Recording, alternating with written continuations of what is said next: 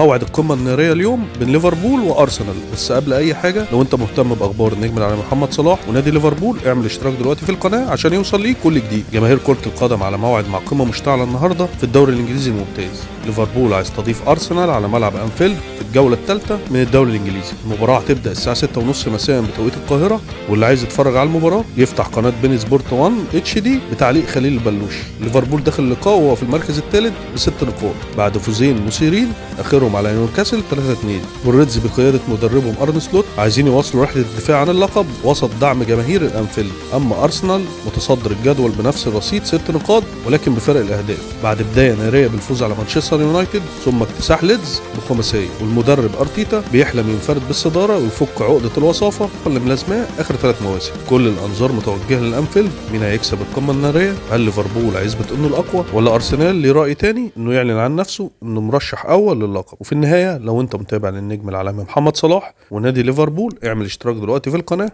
عشان يوصل ليك كل جديد. كان معكم حسن سعيد.